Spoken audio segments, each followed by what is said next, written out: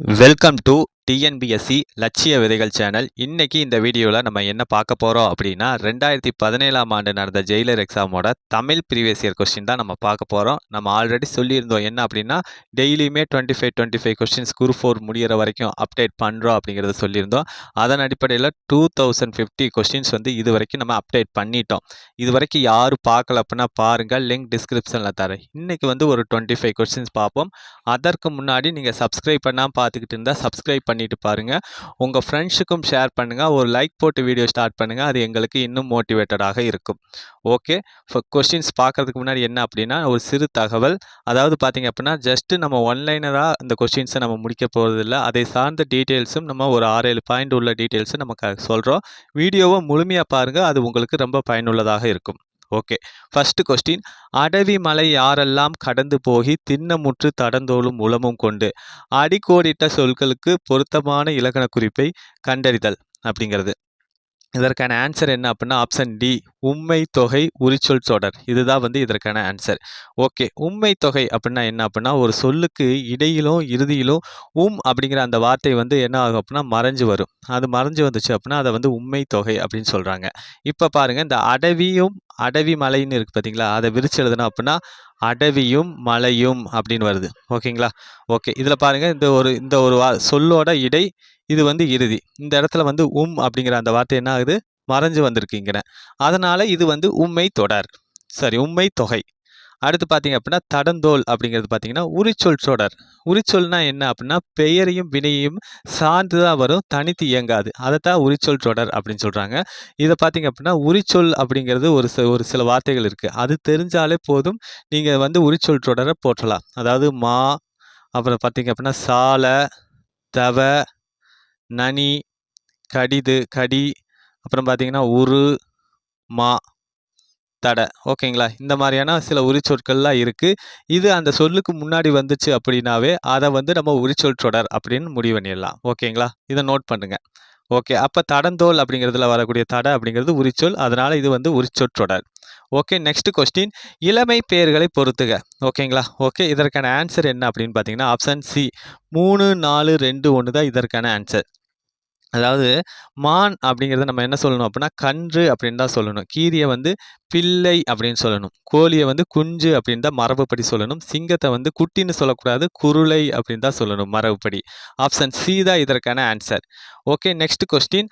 அதாவது பிறமொழி சொல்லற்ற தொடர் எது அப்படிங்கிறது. இதில் பிறமொழி சொல்லற்ற தொடர் எது அப்படின்னா ஆப்ஷன் சி, கோவிலில் தெய்வத்திற்கு வழிபாடு நடந்தது அப்படிங்கிறதா பிறமொழி சொல்லற்ற தொடர். ஓகேங்களா? ஓகே, இந்த நாஷ்டாங்கிறதுலாம் பிறமொழி சொல், இந்த அனுமதிங்கிறது பார்த்தீங்க அப்படின்னா பிறமொழி சொல் தான். இதற்கு இணையான தமிழ் சொல் என்ன அப்படின்னா இசைவு அப்படிங்கிறது தான் வரும். ஓகேங்களா? இந்த ஆசீர்வாதம் அப்படிங்கிறதுலாம் வடமொழி சொல். ஓகேங்களா? சரியான தமிழ் சொல் என்னன்னா கோவிலில் தெய்வத்துக்கு வழிபாடு நடந்தது அப்படிங்கிறது தான். Okay, next question. சரியான இலக்கண குறிப்பை வந்து பொருத்துக அப்படிங்கிறது. இதற்கான ஆன்சர் என்ன அப்படின்னு பார்த்தீங்கன்னா ஆப்ஷன் டி, 4, 1, 2, 3 தான் இதற்கான ஆன்சர். ஓகே, மடக்கொடி அப்படிங்கிறது என்ன வரும் அப்படின்னா அன்மொழி தொகை அப்படின்னு வரும். இந்த எப்படி நம்ம அந்த அன்மொழி தொகை அப்படின்னு சொல்கிறோம் அப்படின்னா அதாவது வேற்றுமை, வினை, பண்பு, உவமை, உண்மை. ஓகேங்களா? இந்த 5 தவிர்த்து அதை அதை மட்டும் இல்லாமல் வேறு சில சொற்களும் வந்துச்சு அப்படின்னா அதை என்ன சொல்லுவாங்க அப்படின்னா அன்மொழி தொகை அப்படின்னு வந்து சொல்லுவாங்க. ஓகேங்களா? வேற்றுமை, வினை, பண்பு, உம்மை, உவமை. ஓகேங்களா? இதை தவிர்த்து இதை சார்ந்த சில விஷயங்களும் தொடர்ச்சியாக வந்துச்சு அப்படின்னா அதை அன்மொழி தொகை அப்படிம்பாங்க. இந்த மடக்கொடி அப்படிங்கிறது பார்த்தீங்க அப்படின்னா ஒரு பெண்ணை தான் குறிக்குது. ஓகேங்களா? அதனால் வந்து இது அன்மொழி தொகை. ஓகே, அடுத்து வந்து தேரா மன்னன் அப்படிங்கிறது பார்த்தீங்க அப்படின்னா ஈறுகட்ட எதிர்மறை பெயரெச்சம். ஓகே, ஈறுகட்ட எதிர்மறை பெயரெச்சம் அப்படின்னா என்ன அப்படின்னா ஈறுனா கடைசின்னு அர்த்தம், கெட்டனா இல்லை. ஓகேங்களா? கடைசி வார்த்தை இல்லாமல் என்ன ஆகும் அப்படின்னா பெயர் சொல்லை வந்து விளக்குச்சு அப்படின்னா அதை வந்து ஈறுகட்ட எதிர்மறை பெயரச்சம் அப்படின்னு சொல்லுவாங்க. இப்போ பாருங்க, இந்த தேரா மன்னா அப்படின்னு இருக்கு பார்த்தீங்களா, அது முழுமையாக எழுதும்போது தேராத மன்னன் அப்படின்னு இருக்கும், ஆராயாத மன்னன் அப்படின்னு வரும். இதில் என்ன ஆகுது அப்படின்னா இந்த தாங்கிற அந்த கடைசி எழுத்து ஈறு வந்து என்ன ஆகுது இல்லாமல் போயிட்டு தேரா அப்படிங்கிற அந்த சொல் பார்த்தீங்க அப்படின்னா மன்னன் அப்படிங்கிற அந்த ஒரு பெயர் சொல்ல விளக்கும் வகையில் இருக்குது. அதனால் வந்து இது வந்து ஈறுகட்ட எதிர்மறை பெயரச்சம். ஓகேங்களா? ஓகே, அடுத்து வந்து செங்கோலன் அப்படிங்கிறது பண்பு தொகை. இதை பிரித்து எழுதுங்களேன். செங்கோலன் அப்படிங்கிறத செம்மை கூட்டல் கோலன் அப்படின்னு வரும். ஓகேங்களா? மை விகுதி வர்றதுனால இது என்ன அப்படின்னா பண்பு தொகை. ஓகேங்களா?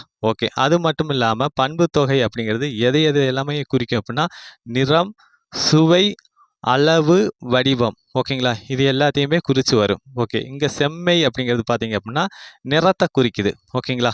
அதனாலவும் இது பண்புத்தொகை தான். ஓகே. செய்கொள்ளன் அப்படிங்கிறது பார்த்தீங்க அப்படின்னா, வினைத்தொகை. ஓகே. காலம் கறந்த பெயரெச்சம் வினைத்தொகை அப்படின்னு சொல்லுவாங்க. அதாவது செய்கொள்ளன் அப்படிங்கிறத நீங்க எப்படி எழுதலாம் அப்படின்னா, செய்த கொல்லன், செய்யும் கொல்லன், செய்கின்ற கொல்லன் அப்படின்னு நிகழ்காலம், எதிர்காலம், இறந்த காலம் என முக்காலத்தையும் காட்டுறதுனால இது வந்து என்ன சொல்லுவாங்க அப்படின்னா, வினைத்தொகை அப்படின்னு சொல்லுவாங்க. Next question. பொறுத்துக. அதாவது இதற்கான ஆன்சர் என்ன அப்படிங்கிறத பார்த்துருவோம். ஆன்சர் பார்த்தீங்க அப்படின்னா, ஆப்ஷன் டி 4, 3, 2, 1 தான் இதற்கான ஆன்சர். ஓகே. அதாவது தெலுங்கு அப்படிங்கிறது என்ன அப்படின்னா, நடுதிராவிட மொழி. ஓகேங்களா? ஓகே. அதற்கடுத்து தமிழ் அப்படிங்கிறது பார்த்தீங்க அப்படின்னா, தென் திராவிட மொழி. மால்தோ அப்படிங்கிறது பார்த்தீங்க அப்படின்னா, வட திராவிட மொழி. அதற்கடுத்து பார்த்தீங்க அப்படின்னா, சமஸ்கிருதம் அப்படின்னா நமக்கு தெரியும் வடமொழி. அதைத்தான் சமஸ்கிருதம் அப்படின்னு சொல்லுவாங்க. ஆப்ஷன் டி தான் இதற்கான ஆன்சர். ஓகே. நம்ம எக்ஸ்ட்ரா டீட்டெயில்ஸ் பார்ப்போம். அதாவது பார்த்தீங்க அப்படின்னா, இந்த வட திராவிட மொழியில என்னென்ன மொழிகள்லாம் இருக்கு அப்படின்னா தெரிஞ்சுக்குங்க. ஜஸ்ட் நீங்க வட திராவிடம், தென் திராவிடம் இதை மட்டுமே நீங்க தெரிஞ்சுக்கிட்டா போதும். மற்றது எல்லாமே நீங்க அடிச்சிட முடியும். ஓகேங்களா? வட திராவிட மொழிகள் என்ன அப்படின்னா, மால்தோ, குருக், பிராகுயி. இந்த 3 மொழிகளுமே பார்த்தீங்க அப்படின்னா, வட திராவிட மொழிகள். ஓகேங்களா? ஓகே. இது 3 மட்டும்தான். அடுத்து வந்து தென் திராவிட மொழிகள் என்னென்ன இருக்கு அப்படிங்கிறத பார்ப்போம். தமிழ். ஓகேங்களா? அதற்கடுத்து மலையாளம். அப்புறம் வந்து கன்னடம். ஓகேங்களா? ஓகே. அதாவது ஒரு 7, 8 மொழிகள் வரும். நோட் பண்ணுங்க. தமிழ், மலையாளம், கன்னடம்.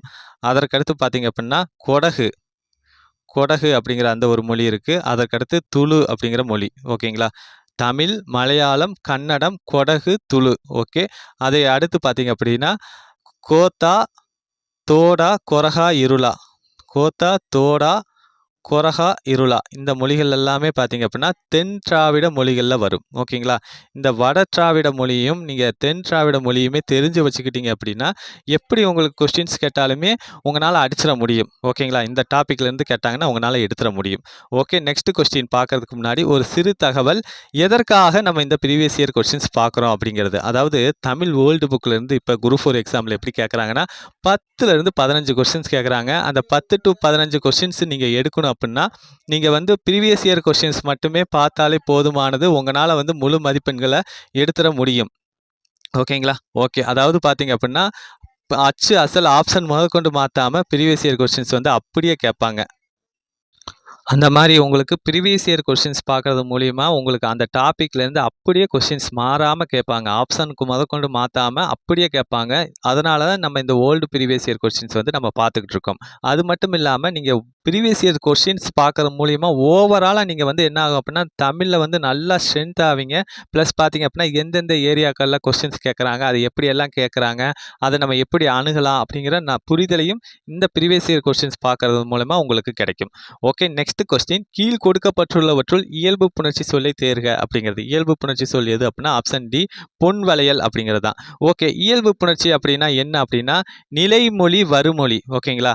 அது ரெண்டுமே பார்த்தீங்க அப்படின்னா, எந்த மாற்றமுமே இல்லாம இயல்பா பொறந்துச்சு அப்படின்னா, அதை என்ன சொல்லுவாங்க அப்படின்னா, இயல்பு புணர்ச்சி அப்படிம்பாங்க. பொன் வளையல் அப்படின்னு இருக்கு பார்த்தீங்களா? அதை பிரிங்களே. பொன் கூட்டல் வளையல். இது நிலைமொழி, இது வருமொழி. ஓகேங்களா? அது வந்து புணரும் போது என்ன ஆகுது அப்படின்னா, அப்படி எந்த மாற்றமும் இல்லாம பொன் வளையல் அப்படின்னு ஒட்டுக்கா புணருது. ஓகேங்களா? இந்த மாதிரி நிலைமொழியும் வருமொழியும் சேரும்போது எவ்வித மாற்றம் இல்லாமல் இயல்பாக புணர்வதை தான் என்ன சொல்லுவாங்க அப்படின்னா, இயல்பு புணர்ச்சி அப்படின்னு சொல்லுவாங்க. Next question. ஆடுவாயா என்ற வினாவிற்கு பாடுவேன் என்று விடையளித்தல் என்ன விடை அப்படின்னா, ஆப்ஷன் பி இனமொழி விடை. ஓகேங்களா?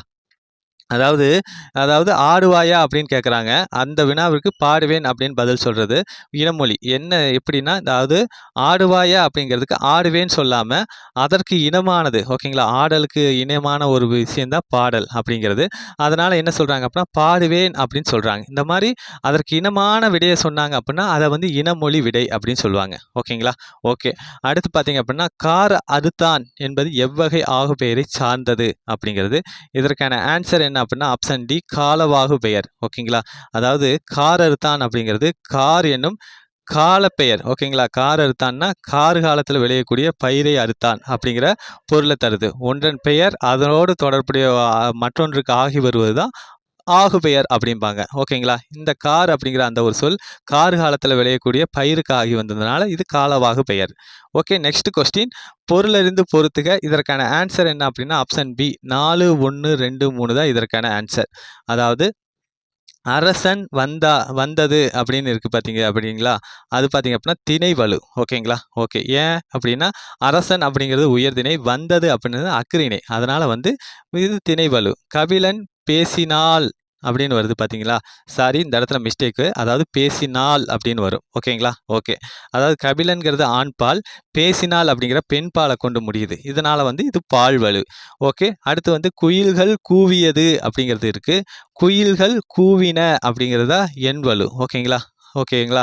அதாவது குயில்கள் அப்படிங்கிறது பார்த்தீங்கன்னா பன்மை, கூவியது அப்படிங்கிற ஒருமையை கொண்டு முடியுது. அதனால வந்து இது எண்வலு. அடுத்து கமலா சிரித்தாய் அப்படின்னு வருது. இது இடவலு. ஓகேங்களா? ஓகே. அடுத்து நெக்ஸ்ட் கொஸ்டின். கீழ்வரும் சொற்றொடர்களில் உரிச்சொற்றொடரை கண்டறிக எழுதுக அப்படிங்கிறது. உரிச்சொற்றொடர் எது அப்படின்னா ஆப்ஷன் பி கடிமுரசு அப்படிங்கிறது தான். நம்ம ஆல்ரெடி சொல்லியிருந்தோம். என்ன அப்படின்னா உரிச்சொல் தொடர் அப்படின்னா பெயரையும் வினையும் தான் சார்ந்து இயங்கும், தனித்து இயங்காது. உரிச்சொல் தொடர்கள்லாம் என்னென்ன இருக்கு அப்படிங்கிறத பார்த்துக்குவோம். சால, தவ, நனி, கடி. ஓகேங்களா? கடி அப்படிங்கிற அந்த வார்த்தையும் உரிச்சொல் தான். அப்புறம் உரு, மா, தட. ஓகேங்களா? இந்த சொற்கள் எல்லாமே பார்த்தீங்க அப்படின்னா உரிச்சொல் தொடர் தான். ஓகேங்களா? கடி அப்படிங்கிற அந்த வார்த்தை வந்தனால இது வந்து உரிச்சொல் தொடர். ஓகேங்களா? ஓகே. இதே பார்த்தீங்க அப்படின்னா விரிகடல் அப்படிங்கிறது வினைத்தொகை. விரிந்த கடல், விரியும் கடல், விரிகின்ற கடல் அப்படிங்கிற முக்காலத்தையும் காட்டுறதுனால இது வினைத்தொகை. ஓகேங்களா? ஓகே. கரகமலம் அப்படிங்கிறது பார்த்தீங்க அப்படின்னா உருவகம். உவமை வேறு, உவமிக்கப்படும் பொருள் வேறு அப்படின்னு இல்லாம 2மே ஒன்று அப்படின்னு சொன்னா அது உருவகம். முகத்தாமரை அப்படிங்கிறதும் உருவகம் தான். ஓகேங்களா? ஓகே. Next question. 5 அடி முதல் 12 அடி வரை வரும் பா என்ன அப்படின்னா ஆப்ஷன் டி பஹ்ரோடை வெண்பா தான் 5 முதல் 12 அடி வரைக்கும் வரக்கூடிய பா. Next question. ஒரு தலை காமம் என்பது என்ன அப்படின்னா ஆப்ஷன் சி கைக்கிளை தான் ஒரு தலை காமம் அப்படின்னு சொல்றாங்க. அதே பெருந்திணையை வந்து என்ன சொல்லுவாங்க அப்படின்னா பொருந்தா காமத்தை தான் என்ன சொல்லுவாங்க அப்படின்னா பெருந்திணை அப்படின்னு வந்து சொல்லுவாங்க.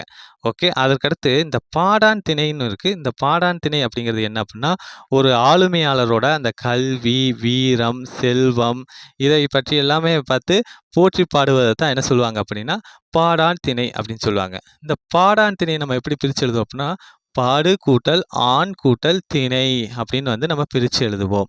ஓகேங்களா? ஓகே. Next question.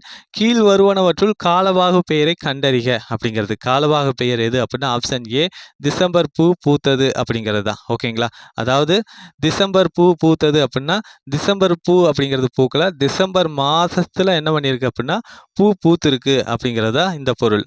ஓகேங்களா? அதாவது ஒரு பெயர் வந்து அதோட தொடர்புடைய இன்னொன்ன குறிச்சு வந்துச்சு அப்படின்னா அது ஆகு பெயர். இந்த இடம் வந்து காலவாகு பெயர்.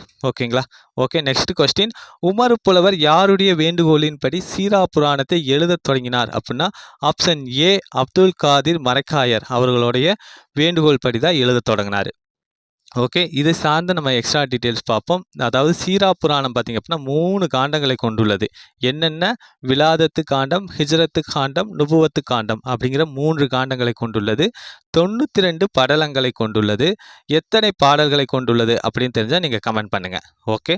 அதுக்கு அடுத்து பார்த்தீங்க அப்படின்னா அப்துல் காதிர் மரைக்காயர் அவருடைய வேண்டுகோள் படி தான் இவர் உமர் புலவரை வந்து எழுதுறாரு. ஓகேங்களா? இந்த நூல் முடியறதுக்கு முன்னாடியே அப்துல் காதிர் மரைக்காயர் அவர்கள் இறந்துடுறாங்க. அப்போ வந்து அபுல் காசிம் மரைக்காயர் அவர் தான் ஹெல்ப் பண்ணி பொருள் உதவி பண்ணி இந்த நூலை கம்ப்ளீட் பண்ண உதவுறாரு. ஓகேங்களா? ஓகே. அது மட்டும் இல்லாமல் இந்த நூல் எழுதுறதுக்கு முன்னாடி என்ன ஆகுது அப்படின்னா உமர் புலவர் இறந்துடுறாரு இந்த நூலை முடிக்கிறதுக்கு முன்னாடி. அதனால் அதில் பெண்டிங் இருந்த பாக்களையெல்லாம் என்னன்னு பேர் வச்சாங்க அப்படின்னா சின்னச்சீரா அப்படின்னு பேர் வச்சாங்க. அந்த சின்னச்சீரா அப்படிங்கிற அந்த நூலை எழுதியவர் யாருன்னா பனு அகமது மரைக்காயர் அவர்கள் தான் சின்னச்சீரா அப்படிங்கிற அந்த ஒரு நூலை வந்து எழுதினார். ஓகேங்களா? ஓகே. அதுக்கு அடுத்து பார்த்தீங்க அப்படின்னா இந்த உமர் புலவர் வந்து எட்டயபுரத்தில் அரசவை புலவராக இருந்திருக்காரு. யாருடைய மாணவர் அப்படின்னா கடிகை முத்து புலவர் அவருடைய மாணவர் தான் உமரு புலவர் அவர்கள். ஓகேங்களா? அதற்கடுத்து இவர் பார்த்தீங்க அப்படின்னா என்ன அப்படின்னா முதுமொழி மாலை. நமக்கு தெரியும் சீராப்புராணம் மட்டும் தான் இவர் எழுதியிருக்காரு அப்படின்னு நமக்கு தெரியும். ஆனா இவர் எழுதிய இன்னொரு நூல் என்ன அப்படின்னா முதுமொழி மாலை. இதுவும் நபிகள் நாயகத்தை பற்றி போற்றி பாடப்பட்ட ஒரு நூல் தான். ஓகேங்களா? அந்த நூலையுமே இவர் எழுதியிருக்காரு. முதுமொழி மாலை அப்படிங்கிற அந்த ஒரு நூலை. இந்த முதுமொழி மாலை எத்தனை பாக்களை கொண்டது அப்படின்னு தெரிஞ்சா நீங்க கமெண்ட் பண்ணுங்க. நெக்ஸ்ட் பாருங்க. அதாவது சீராப்புராணம் அப்படின்னா என்ன அர்த்தம் அப்படின்னா சீரம் அப்படிங்கிற அந்த ஒரு சொல்லுல இருந்து தான் வந்திருக்கு. சீரம் அப்படின்னா வாழ்க்கை அப்படிங்கிற அந்த ஒரு பொருள் தரும். அதே போலவே புராணம் அப்படின்னா என்னன்னா வரலாறு அப்படிங்கிற அந்த ஒரு பொருள் தரும். ஓகேங்களா? ஓகே. அதனால் அடுத்து நெக்ஸ்ட் கொஸ்டின். ஒன்று கொலாம் எனும் திருப்பதிகம் பாடி இறந்த பிள்ளையை எழுப்பியவர் யார் அப்படிங்கிறது. யார் அப்படின்னா ஆப்ஷன் பி, அதாவது திருநாவுக்கரசர் அவர்கள் தான். ஓகே. இந்த திருநாவுக்கரசரை பற்றி நம்ம எக்ஸ்ட்ரா டீட்டெயில்ஸ் பார்ப்போம். திருநாவுக்கரசர் பார்த்தீங்க அப்படின்னா எங்கே பிறக்கிறாரு அப்படின்னா திருவாமூர் அப்படிங்கிற அந்த இடத்துல தான் திருநாவுக்கரசர் வந்து பிறக்கிறாரு. ஓகே. அதற்கடுத்து பார்த்தீங்க அப்படின்னா இவருடைய இயற்பெயர் என்ன அப்படின்னா மருநீக்கியார் அப்படிங்கிறது தான் இவருடைய இயற்பெயர். அது மட்டும் இல்லாமல் இவரை வந்து திருநாவுக்கரசரை அப்பர் அப்படின்னு சொன்னவர் யார் அப்படின்னா திருஞான சம்பந்தர் தான் இவரை வந்து என்ன சொல்கிறாரு அப்படின்னா அப்பர் அப்படின்னு சொல்லி போற்றாரு. ஓகே. இவர் வந்து தாண்டகம் பாடுவதில் வல்லவராக இருந்ததுனால திருநாவுக்கரசர் என்னன்னு சொல்கிறாங்க அப்படின்னா தாண்டக வேந்தர் அப்படின்னு வந்து சொல்கிறாங்க. ஓகேங்களா? ஓகே. Next question. உலகம் உயிர் கடவுள் ஆகிய மூன்றையும் ஒருங்கே காட்டும் காவியம் என திருவிக கூறுவது எது அப்படின்னா ஆப்ஷன் சி பெரிய புராணத்தை தான் திருவிக அவர்கள் சொல்கிறாங்க. ஓகே.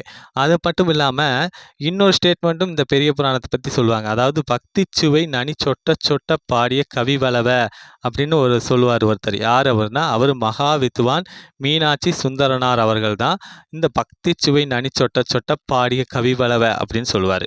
ஓகே. இந்த பெரிய புராணத்தை பற்றி நம்ம எக்ஸ்ட்ரா டீட்டெயில்ஸ் பார்ப்போம். இந்த பெரிய புராணத்தை எழுதியவர் யார் அப்படின்னா சேக்கிலார் அவர்கள் தான் இந்த பெரிய புராணத்தை வந்து எழுதியிருக்காரு. எந்த நூற்றாண்டை சேர்ந்தவர் அப்படின்னா சேக்கிலார் அவர்கள் 12ஆம் நூற்றாண்டை சேர்ந்தவர்கள். ஓகே. இவர் வந்து எந்த மன்னனோட அமைச்சரவையில் முதலமைச்சராக இருந்தார் அப்படின்னு தெரிஞ்சால் நீங்கள் கமெண்ட் பண்ணுங்கள். ஓகே. இந்த பெரிய புராணம் பார்த்தீங்க அப்படின்னா 2 நூல்களை பேஸ் பண்ணி தான் எழுதப்பட்டது. என்ன? சுந்தரரோட திருத்தொண்ட தொகை அந்த ஒரு நூல்.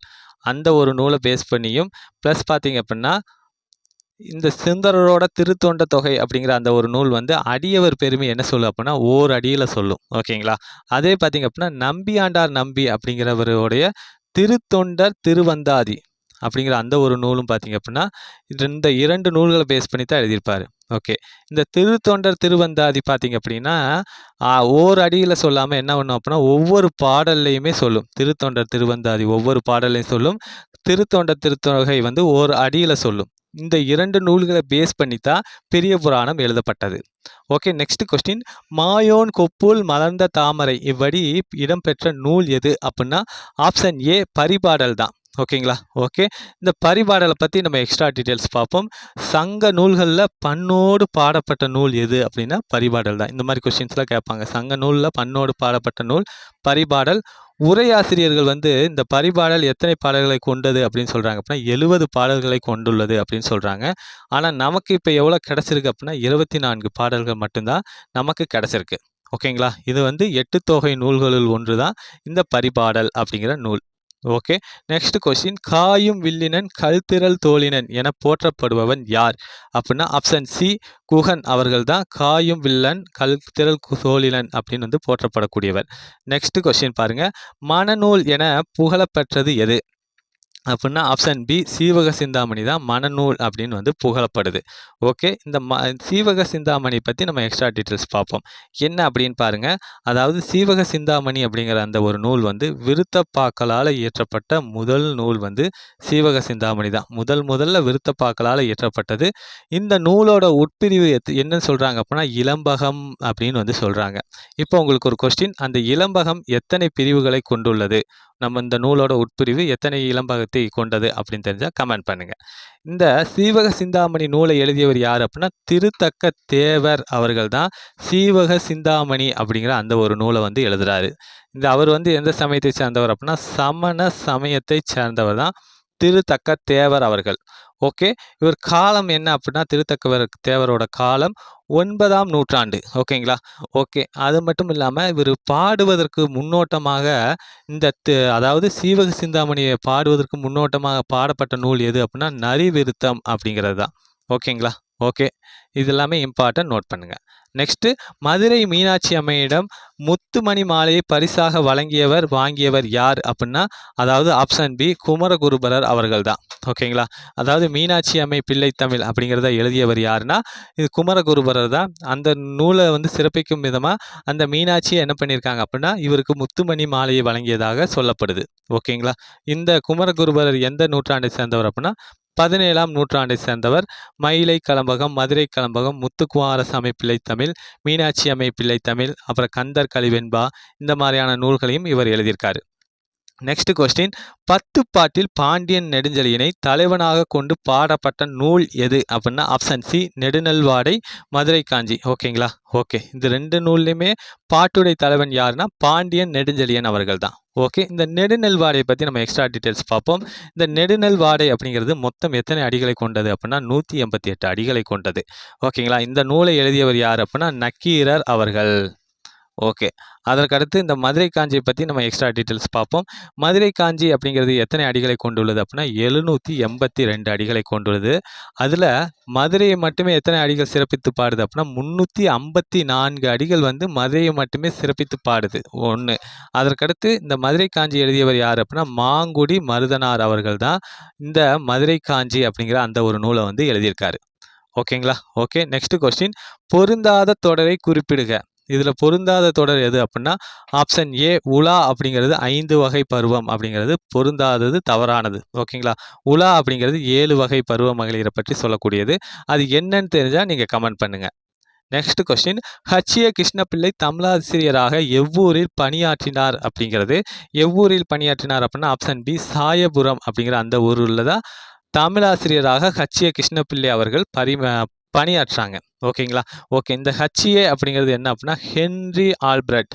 அதுதான் என்ன சொல்லுவாங்க அப்படின்னா சுருக்கி ஹச்சிஏ அப்படின்னு வந்து சொல்கிறாங்க. இவர் வந்து கிறிஸ்துவ கம்பர் அப்படின்னு வந்து போற்றப்படக்கூடிய ஒரு நபர். அது மட்டும் இல்லாமல் இவர் வந்து ரச்சினிய யாத்திரிகம், ரச்சினிய மனோகரம், போற்றி திருவருகள் அப்படிங்கிற அந்த மாதிரியான நூல்களையும் இவர் என்ன பண்ணியிருக்காரு அப்படின்னா எழுதியிருக்காரு. ஓகேங்களா?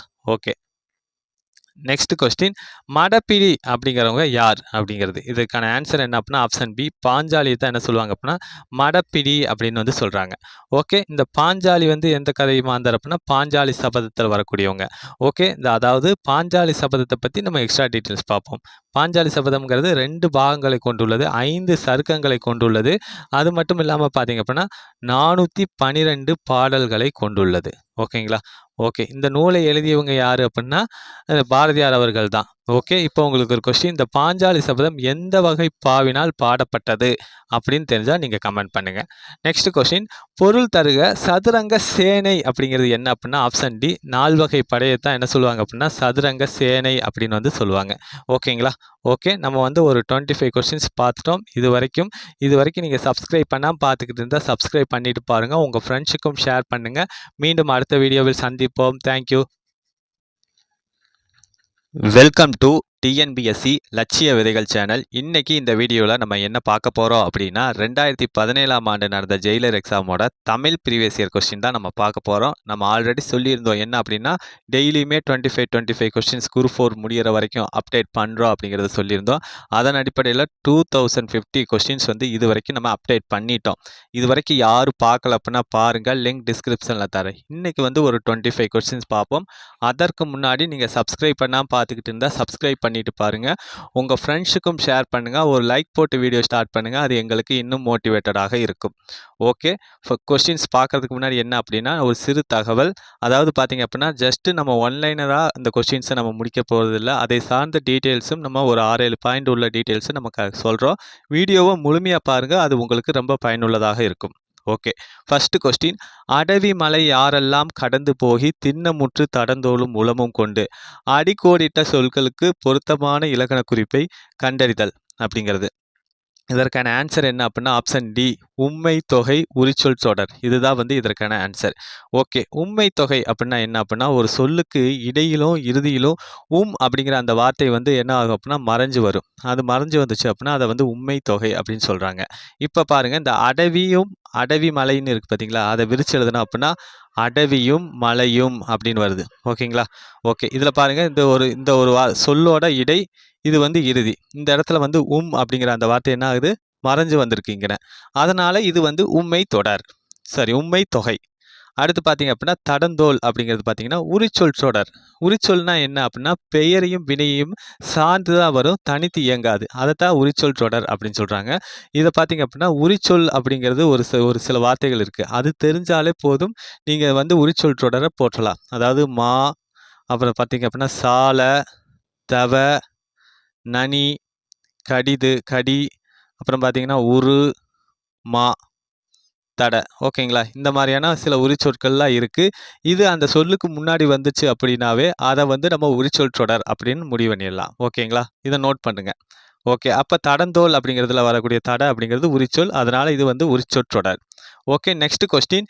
இளமை பெயர்களை பொறுத்துக. ஓகேங்களா? ஓகே. இதற்கான ஆன்சர் என்ன அப்படின்னு பார்த்தீங்கன்னா, ஆப்ஷன் சி 3, 4, 2, 1 தான் இதற்கான ஆன்சர். அதாவது மான் அப்படிங்கிறத நம்ம என்ன சொல்லணும் அப்படின்னா, கன்று அப்படின்னு தான் சொல்லணும். கீரியை வந்து பிள்ளை அப்படின்னு சொல்லணும். கோழியை வந்து குஞ்சு அப்படின்னு தான் மரபுப்படி சொல்லணும். சிங்கத்தை வந்து குட்டின்னு சொல்லக்கூடாது, குருளை அப்படின்னு தான் சொல்லணும் மரபுப்படி. ஆப்ஷன் சி தான் இதற்கான ஆன்சர். ஓகே. Next question.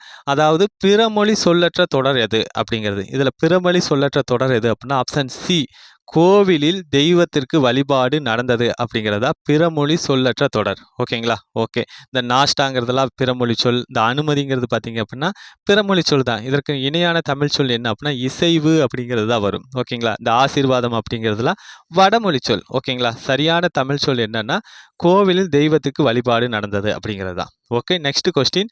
சரியான இலக்கண குறிப்பை வந்து பொறுத்துக அப்படிங்கிறது. இதற்கான ஆன்சர் என்ன அப்படின்னு பார்த்தீங்கன்னா, ஆப்ஷன் டி 4, 1, 2, 3 தான் இதற்கான ஆன்சர். ஓகே. மடக்கொடி அப்படிங்கிறது என்ன வரும் அப்படின்னா, அன்மொழி தொகை அப்படின்னு வரும்.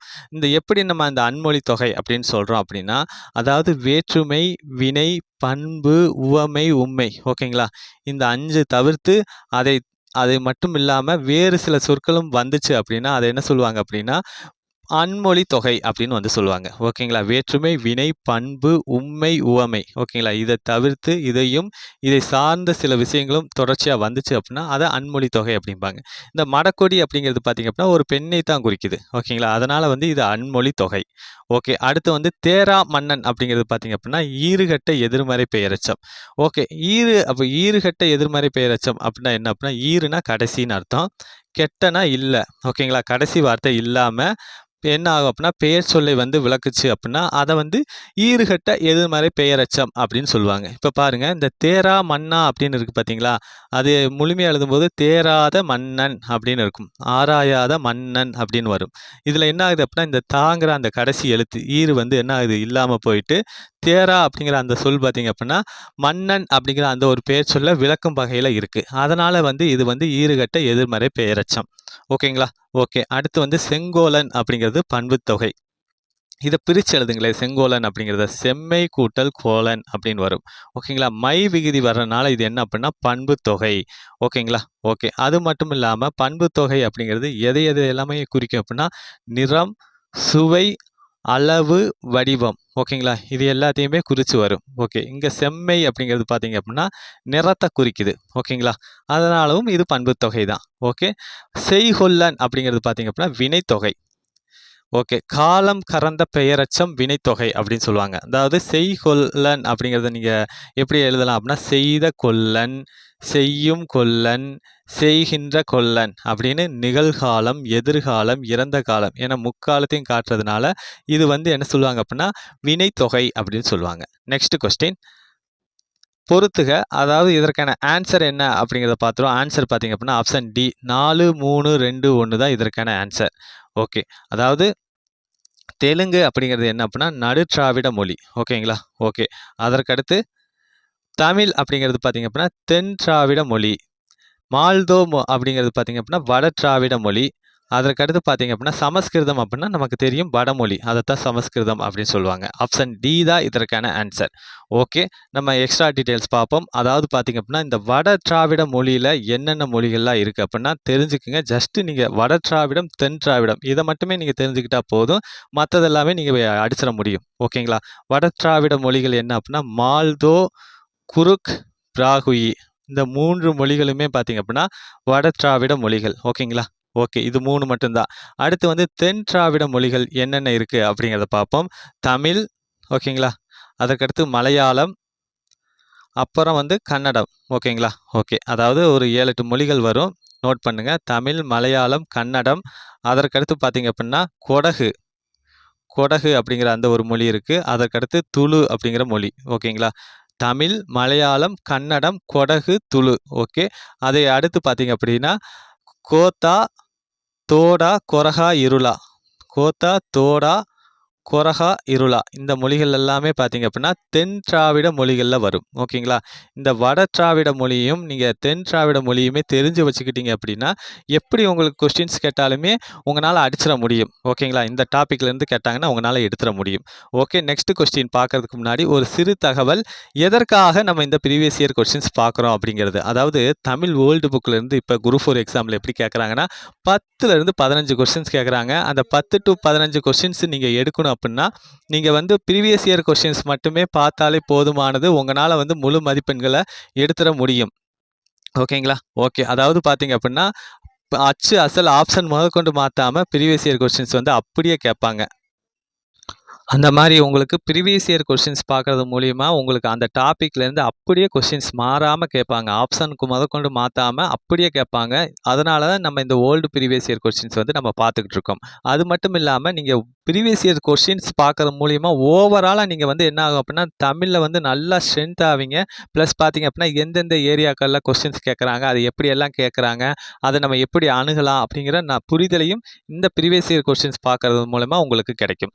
ஓகே. Next question. கீழ் கொடுக்கப்பட்டுள்ளவற்றுள் இயல்பு புணர்ச்சி சொல்லை தேர்க அப்படிங்கிறது. இயல்பு புணர்ச்சி சொல் எது அப்படின்னா ஆப்ஷன் டி பொன் வளையல் அப்படிங்கிறது தான். ஓகே. இயல்பு புணர்ச்சி அப்படின்னா என்ன அப்படின்னா நிலைமொழி, வருமொழி. ஓகேங்களா? அது ரெண்டுமே பார்த்தீங்க அப்படின்னா எந்த மாற்றமுமே இல்லாமல் இயல்பாக பிறந்துச்சு அப்படின்னா அதை என்ன சொல்லுவாங்க அப்படின்னா இயல்பு புணர்ச்சி அப்படிம்பாங்க. பொன் வளையல் அப்படின்னு இருக்குது பார்த்தீங்களா? அதை பிரிங்களே. பொன் கூட்டல் வளையல். இது நிலைமொழி, இது வருமொழி. ஓகேங்களா? அது வந்து புணரும் போது என்ன ஆகுது அப்படின்னா அப்படி எந்த மாற்றமும் இல்லாமல் பொன் வளையல் அப்படின்னு ஒட்டுக்கா புணருது. ஓகேங்களா? இந்த மாதிரி நிலைமொழியும் வருமொழியும் சேரும்போது எவ்வித மாற்றம் இல்லாமல் இயல்பாக புணர்வதை தான் என்ன சொல்லுவாங்க அப்படின்னா இயல்பு புணர்ச்சி அப்படின்னு சொல்லுவாங்க. Next question. ஆடுவாயா என்ற வினாவிற்கு பாடுவேன் என்று விடையளித்தல் என்ன விடை அப்படின்னா ஆப்ஷன் பி இனமொழி விடை. ஓகேங்களா? அதாவது அதாவது ஆடுவாயா அப்படின்னு கேட்குறாங்க. அந்த வினாவிற்கு பாடுவேன் அப்படின்னு பதில் சொல்றது இனமொழி. என்ன எப்படின்னா, அதாவது ஆடுவாயா அப்படிங்கிறதுக்கு ஆடுவேன்னு சொல்லாம அதற்கு இனமானது ஓகேங்களா? ஆடலுக்கு இனமான ஒரு விஷயம் தான் பாடல் அப்படிங்கிறது.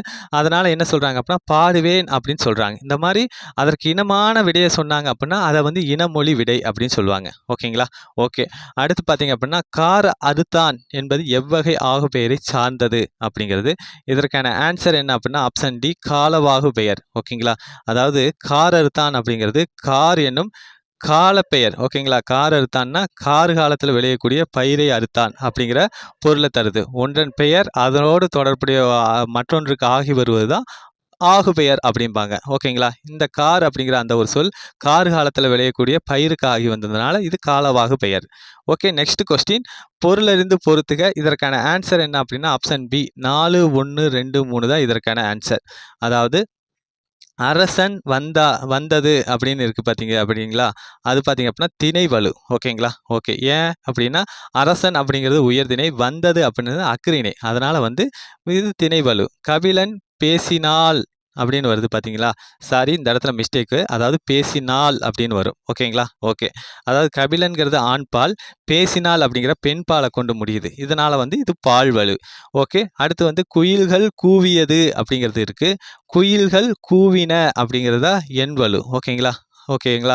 அதாவது குயில்கள் அப்படிங்கிறது பார்த்தீங்கன்னா பன்மை, கூவியது அப்படிங்கிற ஒருமையை கொண்டு முடியுது. அதனால வந்து இது எண்வலு. அடுத்து கமலா சிரித்தாய் அப்படின்னு வருது. இது இடவலு. ஓகேங்களா? ஓகே. அடுத்து நெக்ஸ்ட் கொஸ்டின். கீழ்வரும் சொற்றொடர்களில் உரிச்சொற்றொடரை கண்டறிக எழுதுக அப்படிங்கிறது. உரிச்சொற்றொடர் எது அப்படின்னா ஆப்ஷன் பி கடிமுரசு அப்படிங்கிறது தான். நம்ம ஆல்ரெடி சொல்லியிருந்தோம். என்ன அப்படின்னா உரிச்சொல் தொடர் அப்படின்னா பெயரையும் வினையும் தான் சார்ந்து இயங்கும், தனித்து இயங்காது. உரிச்சொல் தொடர்கள்லாம் என்னென்ன இருக்குது அப்படிங்கிறத பார்த்துக்குவோம். சால, தவ, நனி, கடி. ஓகேங்களா? கடி அப்படிங்கிற அந்த வார்த்தையும் உரிச்சொல் தான். அப்புறம் உரு, மா, தட. ஓகேங்களா? இந்த சொற்கள் எல்லாமே பார்த்தீங்க அப்படின்னா உரிச்சொல் தொடர் தான். ஓகேங்களா? கடி அப்படிங்கிற அந்த வார்த்தை வந்தனால இது வந்து உரிச்சொல் தொடர். ஓகேங்களா? ஓகே. இதே பார்த்தீங்க அப்படின்னா, விரிகடல் அப்படிங்கிறது வினைத்தொகை. விரிந்த கடல், விரியும் கடல், விரிகின்ற கடல் அப்படிங்கிற முக்காலத்தையும் காட்டுறதுனால, இது வினைத்தொகை. ஓகேங்களா? ஓகே. கரகமலம் அப்படிங்கிறது பார்த்தீங்க அப்படின்னா, உருவகம். உவமை வேறு, உவமிக்கப்படும் பொருள் வேறு அப்படின்னு இல்லாம 2மே ஒன்று அப்படின்னு சொன்னா, அது உருவகம். முகத்தாமரை அப்படிங்கிறதும் உருவகம் தான். ஓகேங்களா? ஓகே. Next question. 5 அடி முதல் 12 அடி வரை வரும் பா என்ன அப்படின்னா, ஆப்ஷன் டி பஹ்ரோடை வெண்பா தான் 5 முதல் 12 அடி வரைக்கும் வரக்கூடிய பா. Next question. ஒரு தலை காமம் என்பது என்ன அப்படின்னா, ஆப்ஷன் சி கைக்கிளை தான் ஒரு தலை காமம் அப்படின்னு சொல்றாங்க. அதே பெருந்திணைய வந்து என்ன சொல்லுவாங்க அப்படின்னா, பொருந்தா காமத்தை தான் என்ன சொல்லுவாங்க அப்படின்னா, பெருந்திணை அப்படின்னு வந்து சொல்லுவாங்க. ஓகே. அதற்கடுத்து இந்த பாடான் திணைன்னு இருக்கு. இந்த பாடான் திணை அப்படிங்கிறது என்ன அப்படின்னா, ஒரு ஆளுமையாளரோட அந்த கல்வி, வீரம், செல்வம் இதை பற்றி எல்லாமே பார்த்து போற்றி பாடுவதை தான் என்ன சொல்லுவாங்க அப்படின்னா, பாடான் திணை அப்படின்னு சொல்லுவாங்க. இந்த பாடான் திணையை நம்ம எப்படி பிரிச்சு எழுதுவோம் அப்படின்னா, பாடு கூட்டல் ஆண் கூட்டல் திணை அப்படின்னு வந்து நம்ம பிரிச்சு எழுதுவோம். ஓகேங்களா? ஓகே. Next question. கீழ் வருவனவற்றுள் காலவாகு பெயரை கண்டறிக அப்படிங்கிறது. காலவாகு பெயர் எது அப்படின்னா, ஆப்ஷன் ஏ டிசம்பர் பூ பூத்தது அப்படிங்கிறது தான். ஓகேங்களா? அதாவது டிசம்பர் பூ பூத்தது அப்படின்னா, டிசம்பர் பூ அப்படிங்கிறது பூக்கல. டிசம்பர் மாசத்துல என்ன பண்ணியிருக்கு அப்படின்னா, பூ பூத்திருக்கு அப்படிங்கிறது தான் இந்த பொருள். ஓகேங்களா? அதாவது ஒரு பெயர் வந்து அதோட தொடர்புடைய இன்னொன்ன குறிச்சு வந்துச்சு அப்படின்னா, அது ஆகு பெயர். இந்த இடம் வந்து காலவாகு பெயர். ஓகேங்களா? ஓகே. Next question.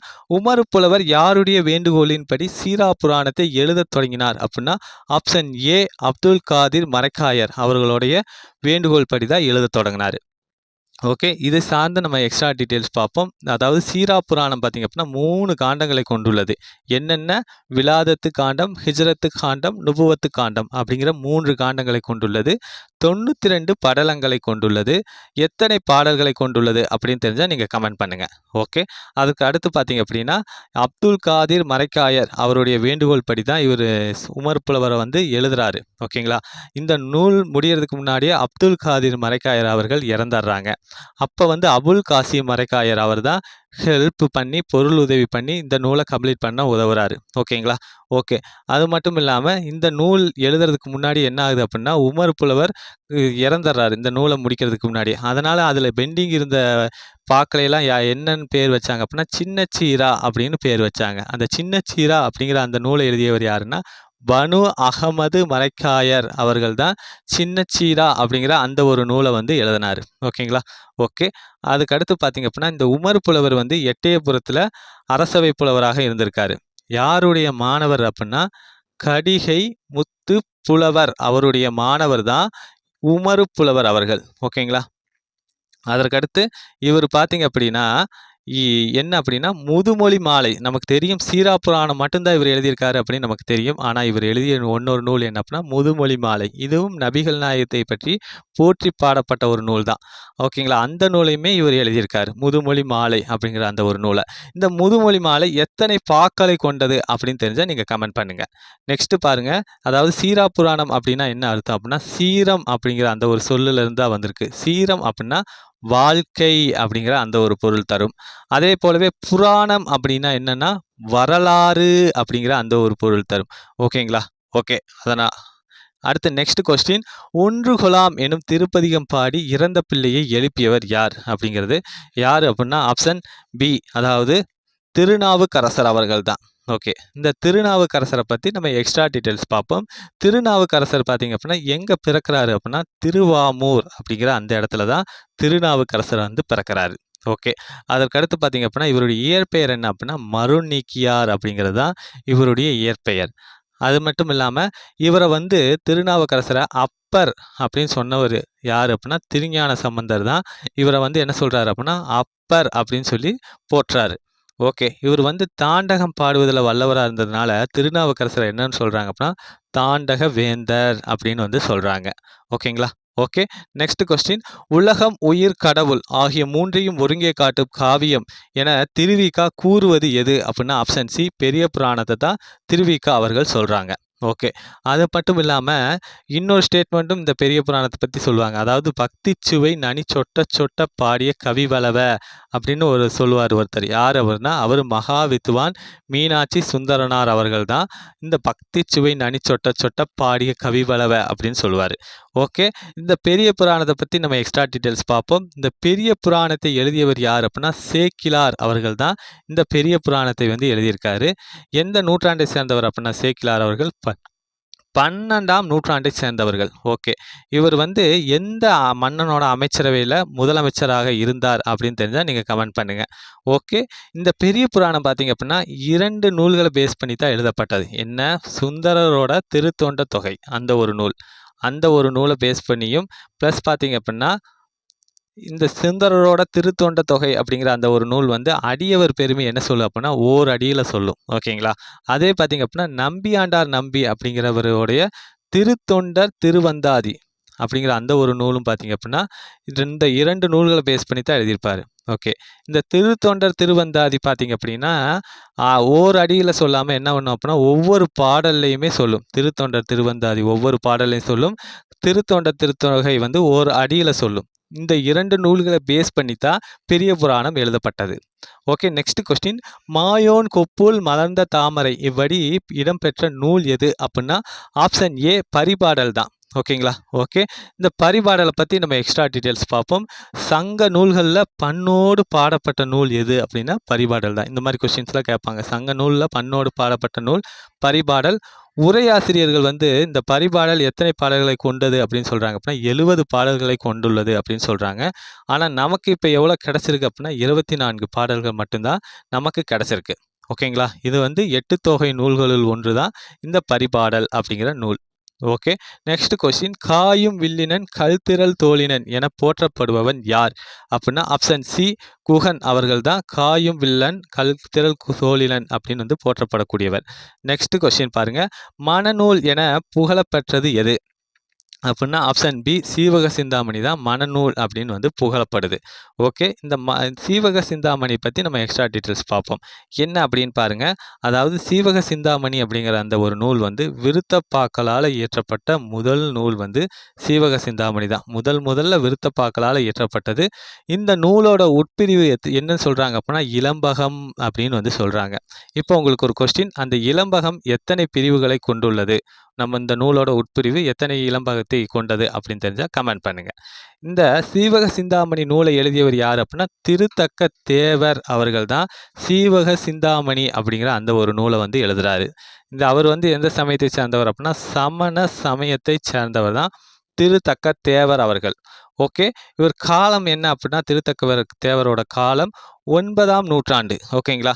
ஓகே. அது மட்டும் இல்லாமல் இவர் பாடுவதற்கு முன்னோட்டமாக இந்த அதாவது சீவக சிந்தாமணியை பாடுவதற்கு முன்னோட்டமாக பாடப்பட்ட நூல் எது அப்படின்னா நரிவிருத்தம் அப்படிங்கிறது தான். ஓகேங்களா? ஓகே. இது எல்லாமே இம்பார்ட்டன்ட், நோட் பண்ணுங்க. நெக்ஸ்ட். மதுரை மீனாட்சி அம்மையிடம் முத்துமணி மாலையை பரிசாக வாங்கியவர் யார் அப்படின்னா அதாவது ஆப்ஷன் பி குமரகுருபரர் அவர்கள் தான். ஓகேங்களா? அதாவது மீனாட்சி அம்மை பிள்ளைத்தமிழ் அப்படிங்கிறத எழுதியவர் யாருன்னா இது குமரகுருபரர் தான். அந்த நூலை வந்து சிறப்பிக்கும் விதமாக அந்த மீனாட்சியை என்ன பண்ணியிருக்காங்க அப்படின்னா இவருக்கு முத்துமணி மாலையை வழங்கியதாக சொல்லப்படுது. ஓகேங்களா?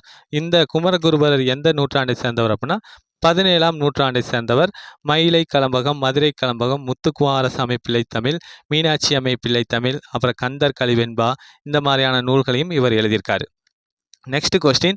10 பாட்டில் பாண்டியன் நெடுஞ்செழியனை தலைவனாக கொண்டு பாடப்பட்ட நூல் எது அப்படின்னா ஆப்ஷன் சி நெடுநல்வாடை, மதுரை காஞ்சி. ஓகேங்களா? ஓகே. இந்த 2 நூல்லையுமே பாட்டுடை தலைவன் யாருன்னா பாண்டியன் நெடுஞ்செழியன் அவர்கள் தான். ஓகே. இந்த நெடுநல்வாடையை பற்றி நம்ம எக்ஸ்ட்ரா டீட்டெயில்ஸ் பார்ப்போம். இந்த நெடுநல்வாடை அப்படிங்கிறது மொத்தம் எத்தனை அடிகளை கொண்டது அப்படின்னா 188 அடிகளை கொண்டது. ஓகேங்களா? இந்த நூலை எழுதியவர் யார் அப்படின்னா நக்கீரர் அவர்கள். ஓகே. அதற்கடுத்து இந்த மதுரை காஞ்சியை பற்றி நம்ம எக்ஸ்ட்ரா டீட்டெயில்ஸ் பார்ப்போம். மதுரை காஞ்சி அப்படிங்கிறது எத்தனை அடிகளை கொண்டுள்ளது அப்படின்னா 782 அடிகளை கொண்டுள்ளது. அதில் மதுரையை மட்டுமே எத்தனை அடிகள் சிறப்பித்து பாடுது அப்படின்னா 354 அடிகள் வந்து மதுரையை மட்டுமே சிறப்பித்து பாடுது. ஒன்று.